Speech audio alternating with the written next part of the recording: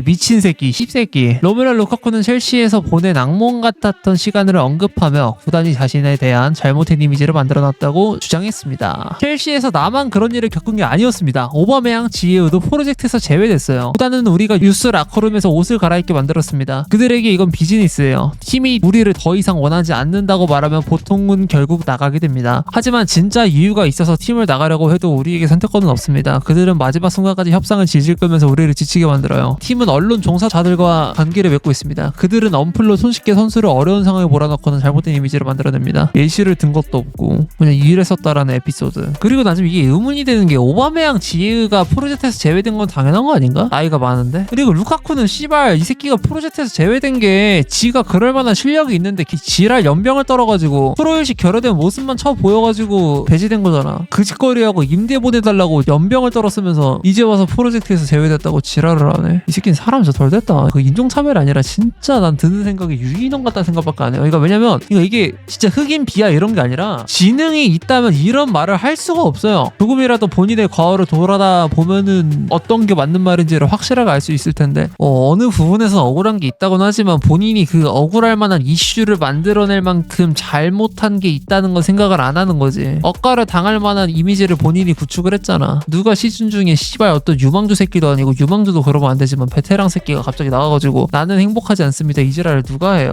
대놓고 언해피라는 것도 보통 음모론에서 끝나야 되는데 본인 피셜 정론으로 딱 끝내버리는 병신 새끼가 어딨어. 이 씹새끼 그죠? 개념 뒤진 거예요 이거는. 그걸로밖에 설명이 안 돼. 무슨 욕을 해도 모자라다. 난 인테레를 절대로 싫어하지 않는다. 와 진짜 네 엄마 병신 새끼 이거 씨발 진짜 미친놈이네 그냥. 이 새끼 유배랑 컨택하고 뒤에서 챔결 선발 뺐다고 지가 아파서 뺀 건데 그것도 모르고. 인테레는 너의 몸 상태를 존중하려고 그랬는데 임대생이니까. 근데 씨발 그거 안 썼다고 연병 떠는 건 뭐하는 병신 새끼가 싶었거든요 그때. 그것 때문에 삐져가지고 유벤투스랑 뒤에서 연락했던 거 아니야. 와 진짜 네 엄마다. 할 수 있는 말이 그거밖에 없다. 내가 저급한 걸 수도 있는데 그 생각밖에 안 든다. 유벤투스랑 뒤에서 깨작깨작 된 거 자체가. 그리고 애초에 인테르 상대로 잠수 탔어요 이 새끼. 마라토 단장 전화 존나 씹었어. 그것 때문에 난리 났었는데. 그래 뭐 이런 캐릭터도 있어야 재밌는 거 맞아요. 내가 그래서 몰입하고 있는 것도 맞고 그래서 내가 축구를 보는 건 맞아. 알겠는데 난 싫어요. 좋진 않아. 근데 이런 선수가 있어야 축구가 재밌는 건 인정합니다. 디마르코랑 절친이었는데 유배 사건 터지고 나서 디마르코 결혼식 불참을 했다고요? 그리고 일방적으로 루카쿠가 절교를 했다. 그래놓고 씨발 이지랄하고 있네. 이 새끼 진짜 뱀새끼 아님 진짜? 파도 괜한 말. 루카쿠 인테르 팬 사인 요청 거절. 이지랄 해놓고 진짜 미친 새끼라니까요. 내가 지금 이런 소리 괜히 나오는 게 아니라니까. 진짜 역겹다 그냥. 그리고 디에슬레틱, 데이비드 온스테인, 리버풀, 이삭 영입 관심, 아스날, 셰슈코의 가장 많은 사전 작업을 진행했고 온스테인 소식이면 완전 정지된 소스들이겠지. 일단 이삭은 요약을 하자면 이삭은 지금 인기가 매우 많고 첼시, 바르셀로나, 리버풀, 아스날 등등등. 근데 이거는 그냥 어디까지나 if일 뿐이다. 그냥 만약이라는 전제 하에서 얘기할 수 있는 것들이다. 왜냐면 뉴캐슬은 자신들의 최고 선수를 팔 생각이 전혀 없으며 당연히 이런 논의가 오가는 것을 반기지 않는다. 이삭의 계약은 현재 3년 이상이 남아있고 충분한 보수를 받고 있으며 뉴캐슬 경영진이 그를 현금화해야 할 재정적인 문제, PSR 압박 같은 것도 받고 있질 않다. 물론 모든 선수에게는 가격이 결국에 매겨지기 마련이지만 뉴캐슬이 이삭에 대한 특정 이적료를 책정했다는 소식은 듣지를 못했다. 다만 업계에서 돌고 있는 금액은 약 무려 1억 5천만 파운드, 한화로 이게 2,600억에서 700억 그쯤 합니다. 더 올랐다. 2,800억이다 여러분. 지금 파운드가 1,870원인가 60원인가 그렇거든요. 1,870원이네. 2,815억 원. 아마도 이런 천문학적인 금액을 제한할 준비가 되어 있다면 논의가 이루어질 수도 있겠지만 근데 이걸 2,815억 원을 다 비대해버리면 미친놈이겠죠? 말이 안 되지. 아스날이 이번 여름 이삭에 관해서 영입을 실패하게 되면은 세시코를 짚었네요. 세시코 내려올 가능성이 높다. 아스날이 세시코를 확실히 영입할 것이라는 보장이 없다. 1순위 타겟은 이삭이라는 뜻이겠죠? 이게 빠그라지면 아마 세시코를 노린다는 그런 식의 설명인 것 같아요. 그리고 세시코를 노리고 있는 팀들이 아스날만 있는 것도 아니기 때문. 이번에 여름 이적 시장 진짜 스트라이커 대형 이적 스트라이커가 메인이 될 거거든요. 톱매물 나열만 해봐도 이렇게 있고 셀링 클럽에서도 치고 올라오는 유망주들이 있어요. 이렇게 되어 있는데 근데 이만큼 고객도 존나 많아. 바르샤 같은 경우에는 레비의 노세화를 이제 슬슬 걱정을 해야 되기 때문에 그래서 대체자 영입. 첫 시즌에는 좀 출전 시간을 반반 가져갈 수는 있겠지만 나중에는 결국 새로 데려온 스트라이커가 닥주전으로 향하는 형태가 될 것이고 첼시 첼시 같은 경우에는 잭슨과의 경쟁 구도를 만들려고 하고 있고요. 아스날 같은 경우에는 그냥 닥주전, 그리고 리버풀 같은 경우에는 누네스가 처분되는 상황이 오게 된다면 메가딜 성사 가능성이 있고, 그리고 PSG 당장 리버풀과의 경기에서 9번의 결여, 정말 9번 하나가 없어서 경기를 못 이겼기 때문에, 그리고 운적인 요소도 있겠지만 일단 PSG 또한 당연히 필요하고, 근데 이건 메뉴랑 엮어야겠다. 유벤투스 블라호비치 처분 이후, 그리고 무한이 복귀 이후 그때 세울 주전 스트라이커.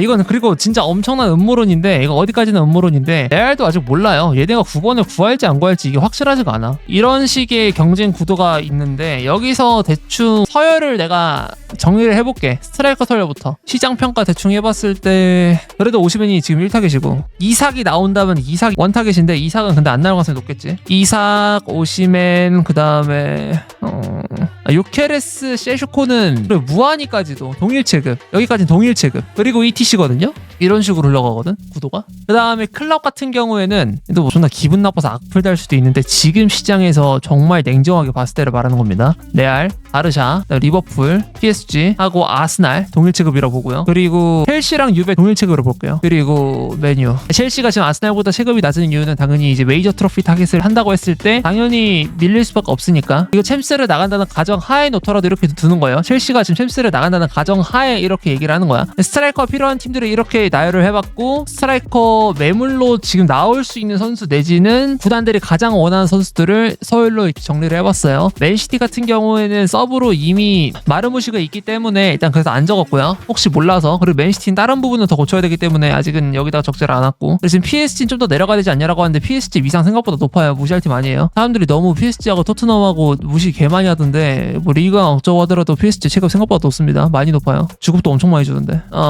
일단은 이렇게 봤을 때 우리가 뭘 따져야 되냐면, 자, 이번 이적 시장은 이삭의 이적 여부에 관해서 굉장히 많은 게 바뀔 거예요. 이삭의 뭐라고 해야 될까? 나비 효과? 그러니까 뭐 레알이 만약에 우리 스트라이커 딱히 필요 없는 것 같은데 이 생각을 해. 오케이, 알겠어. 그럼 바르샤 이삭 나오는데 이삭 살까? 이 생각부터 들잖아요. 그렇기 때문에 이삭이 오게 되면은 그 밑에 있는 하위권 애들 있지, 얘네가 주워 먹을 수 있는 매물이 달라질 수가 있어요. 이삭 하나로 이삭이 나오게 된다, 안 나오게 된다, 이거에 따라 정말 많이 갈릴 거고, 근데 보통 이삭이 안 나온다는 전제를 둬야 되기 때문에 이제 이 서열 그대로 순차적으로 이게 나눠 먹게 될 텐데, 내가 메뉴의 스트라이커 보강은 정말 힘들 거고, 아무리 족같아도 지르크지랑 호일룬을 다시 한번 봐야 된다고 말을 하는 이유가 이것 때문에, 자, 메뉴가 아무리 생각을 해봐도 서열이 낮아요. 이젠 주급도 많이 줄 수 없는 게 또 메뉴야, 그치? 그렇게 되면은 여기서 오시멘, 요케레스, 이삭, 그리고 세슈코, 델라, 무한이 등등등이 다 다른 팀으로 각각 싹 다 가. 그리고 나서 남은 거 먹어야 돼요. 그렇게 보강을 하게 되면 이 팀이 제대로 된 구질을 할 수 있겠어? 차라리 아모린 볼 밑에서 훈련을 해본 애들이 더 1년 뛰는 게 낫지 않을까요? 이런 생각을 또 하게 된단 말이야. 그래서 메뉴는 이번 시즌 적어도 스트라이커 보강은 존나 힘들 거야. 이건 내가 좀 어느 정도 확신하긴 해요. 첼시는 그나마 델랍 같은 애들을 꼬시면 돼. 여기 있는 메이저 타겟 애들은 이 왼쪽 수준쯤에 되는 선수들을 원한단 말이에요. 여기 플러스 이삭, 오시멘, 요케레스, 이삭, 세슈코 이 정도 급을 원하는데, 아래에 있는 애들을 먹으면 돼. 첼시는 이 중에서 고르면 되거든요. 그래서 난 델랍 말하는 거야. 델랍 같은 경우에는 또 그냥 빠르게 선점할 수 있는 그런 메리트가 있기도 하니까, 시스템에도 워낙 잘 맞고. 그래서 메뉴가 지금 마테타라는 링크가 뜨거든요. 사이먼 스톤이 낸 기사가 있었는데, 메뉴가 지금 마테타한테 관심을 보이고 있다고 하는데, 내 생각엔 그건 것 같아. 근데 가설인데요, 내가 방금 말한 것처럼 이 위에 있는 서열 못 누려요, 아예. 그래서 남은 카드, 씨발 블라우비치, 하무스, 무한이, 뭐 마테타, 누구 사올까 딱 봤어. 근데 무한이 같은 경우 챔피언스 리그 때문에 안 올 것 같아. 빼. 카드 3개 남았다고 치죠. 카드 3개 남았을 때 여기서 3-4-3 시스템에서 뛴 새끼 누구 있어? 마테타네? 너다. 이렇게 가는 거거든요. 왜냐면 마테타가 지난 시즌에 후반기부터 잘했잖아. 내 기억상 그때 글라스너가 오고 나서 증폭돼서 많이 잘했거든, 실력이. 그렇다면 이 선수는 3-4-3 시스템에서 전성기를 맞이했다고 볼 수 있는데, 근데 이 3-4-3 시스템이 보면 지금 메뉴 구조랑 되게 유사하고, 3명이 스위칭하는 구조가 되게 잘 그려지고, 아모림의 이상점인데 아모림은 그거보다 훨씬 더 높은 체급을 원하는 것 뿐이라고 보거든요, 저는. 그래서 마테타랑 지금 링크가 뜨는 것 같아. 근데 내 생각엔 마테타는 안전빵으로 킵해놓고 다른 것부터 보긴 하겠죠. 그래서 링크가 뜨는 것 같아. 그러니까 현실조차도 지금 내가 생각하는 가설과 생각보다 유사할 가능성이 매우 높다라고 있다라고 보거든요. 그래서 이번 여름 스트라이커 이슈는 정말 보기 좋을 거야. 그래서 이번 여름 이적 시장은 되게 재밌을 것 같아요. 제가 생각하는 바로는 이래요. 솔직히 사람들이 제일 환장하는 거는 윙포워드들이나 스트라이커 이적 이슈들이거든. 근데 거기에서도 메이저 타겟 그리고 메이저 클럽들 이렇게 와다다닥 나오는 시즌이 많지 않을 것 같아. 생각보다 앞으로도. 이번 여름이 근데 그럴 때가 왔어요. 그래서 이거는 되게 재밌을 것 같습니다. 뭐 서로 하이제킹도 나오고 영입 배틀 붙고 주급 얼마 준다 만다 이런 거 엄청 많이 나올 것 같거든. 근데 이 과정에서 안타깝지만 메뉴는 많이 도태가 될 것 같다. 많이 미뤄질 것 같다. 메뉴는 많이 힘들 것 같아. 대신에 유로파리그 우승하면 몰라요. 유로파리그 우승하면 진짜 모든 거 다 해결돼. 일단 할 수 있으면 하면 돼. 그거 하면 다 해결돼요. 진짜 싹 다. 모든 게 해결돼. 정말. 과언 아니고. 그리고 요케레스가 좀 매물로 나오는 것 같던데 1억 유로가 원래 바이아웃이었지? 1억 유로가 아니라 로마노한테서도 6,500만 유로 970억에서 한 1,100억 사이 왔다 갔다. 근데 챔스 티켓을 원하는 것 같아요. 확실하게. 이 정도면 예전에 비해서 많이 싸지긴 했죠. 근데 이것도 근데 아직 뭐 업데이트 된 게 없어서 이런 소식 정도 있다라고 보시면 될 것 같고. 그 코산 중 하나인 코망 떠난다고 합니다. 지금 바이언 10년차라고 하는데 일단 베스트 목표가 사우디라고 돼 있네요. 스카이스포츠 쪽 기사로는 알라스르, 뭐 아릴랄 등의 사우디 4대 클럽 중 하나로 이적하고 싶어 한다고. 근데 바이언이 이걸 딱히 아끼진 않을 거래요. 가격은 대략 3천에서 4천만 유로. 이게 연봉이 되게 비쌌던 게 5.5억 정도 되는 급여. 이걸 아낄 수 있다고 생각하고 있다고 하네요. 확실한 핵심 멤버 제외하고는 급여를 짜게 주려는 성향을 갖고 있다 보니까 그래서 바이언도 이걸 전혀 막을 니즈 같은 게 없다고 하고. 그리고 맞다. 그리고 키미가 우리가 키미 가지고 좀 얘기를 많이 했었는데 생각보다 분데스리가는 별로 안 다루지만 근데 키미가 희위건은 안 떴거든요. 근데 던딜 났다고 해요. 던딜 플라텐버그 이사회 전원 만장일치로 승인이 됐고 최종 서류 작업 진행 중. 이번 주 내로 계약 서명 및 공식 발표 예정. PSG의 제안을 고려했으나 그의 최우선 목표는 바이에른 잔류. PSG가 4년 계약을 질렀는데 근데 바이에른도 3년에서 4년으로 업그레이드해서 딱 질러버리고 딱 끝났어요. 그러니까 30살에 4년 계약을 따는 거니까 34살까지 바이언이 남게 되는 게 확정이 됐고 좀 놀랍긴 하네. 솔직히 4년을 지를 거라고 생각을 안 했는데 어제 회담이 결정적으로 이어졌다고 하네요. 이 결정에 관해서. 맹가시 깝이 뭐냐? 저 사람은 진짜 코를 부숴야 될 것 같은데. 뭐야 이건. GMS 토트넘 다음 주 포스테코글루 경질 가능성 이례적인 상황. 찰리 에클리셰어는 토트넘 허스퍼가 같은 날에 앙제 포스테코글루를 경질하고 동시에 그가 프리미어리그 이달의 감독상을 수상할 수도 있다 라고 지적을 했다. 이 경질 가능성에 관한 얘기만 살짝 보봅시다. 포스테코글루의 거취가 AZ 알크마르 2차전 결과에 달려있다고 하네. 이 사람 말에 따르면. 근데 이때 패배하게 되면 그가 경질이 될 거고 근데 또 성적은 좋다 보니까 이달의 감독까지 수상할 수도 있다. 이달의 감독상을 수상하면서 경질된 경우는 프리미어리그 역사상 초유의 사태라고 하네요. 누누 같은 경우에는 8월에 이 감독상을 받고 그 다음 3개월 뒤에 잘렸다고 하니까 토트넘이 누군가를 경질시킬 가능성을 생각하고 나서 현실적인 해결 방안을 주자면 나는 토트넘 같은 경우에는 절대로 메이저 타겟을 많이 꼬셔가지고 이제 우승 트로피를 조준할 만한 클럽으로 성장할 것 같진 않거든요. 저는 이거 구단 성향상 토트넘의 니즈가 이거잖아 솔직히. 저 니즈를 충족을 시키려면 뭘 해야 되냐면 유망주나 E 플러스쯤 되는 이런 선수들을 사와서 높은 수준의 경기력을 보이며 팀이 같이 성장을 해나가서 유럽 대항전에 고정적으로 출전을 해야 되거든요. 그러니까 옛날에 벵거 같은 짓을 하길 원한다 이거거든. 사실 내가 생각했을 때 이거를 가능하게끔 만드는 가능할 거라고 생각이 드는 감독이 뭐가 있냐면 보통 하위권에서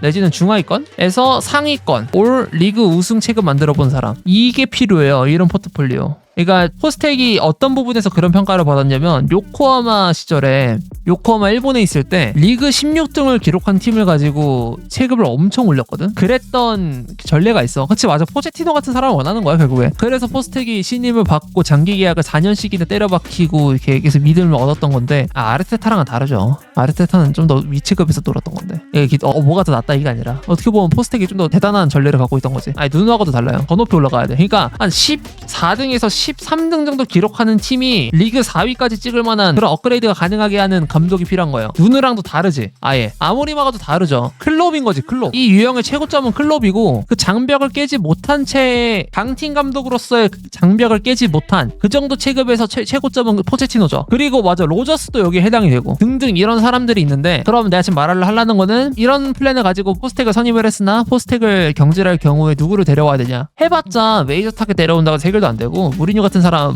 그런 콘테 같은 사람 데려왔을 때도 안 된 거 보면은 내 생각에는 그냥 페네스, 미첼 이런 사람처럼 강등권 내지는 중하위권 진짜 하위권에 가까웠던 체급을 올려본 사람들, 마인츠 감독도 그렇고요. 그런 사람들을 데려와야 돼. 지금 마인츠 감독 같은 경우에도 지난 시즌 답대가리 존나 없던 마인츠를 업그레이드를 시켜서 강등권에서 좀 과장해서 말하자면 팀을 3위까지 이끌었고, 미체 같은 경우에도 지로나 강등이 염려되는 팀이기도 했고, 그리고 하위권에서 놀고 있던 지로나, 중위권에서 놀고 있던 지로나, 그리고 챔피언스 리그 티켓을 따낸 지로나로 바꿨고, 페네스 같은 경우는 되게 극단적이죠. 진짜 15등, 16등 이렇게 팀이 처박혀 있었는데 그 전에 강등까지 됐었던 팀이고, 승격이 된 지 몇 년 후에 바로 챔피언스 리그 티켓을 정조준에서 올렸던 감독이 페네스거든. 다 정말 좋은 평가를 받고 있고요. 미첼 같은 경우에는 맨시티 패배 대체자로 얘기가 나왔었고, 페네스 같은 경우에는 바이에른 뮤니크의 감독직 내지는 지금은 레버쿠센 감독의 대체자로 얘기가 나오고 있는 사람이라고 하는데, 이런 사람을 데려와야죠. 토트넘은 저 니즈를 챙기려면. 저 니즈를 깨고 다른 걸 하려고 한다면 다른 플랜을 짜가지고 그 빅 플랜에 맞는 더 높은 수준의 감독을 데려오면 된다고 말을 하겠는데, 근데 토트넘이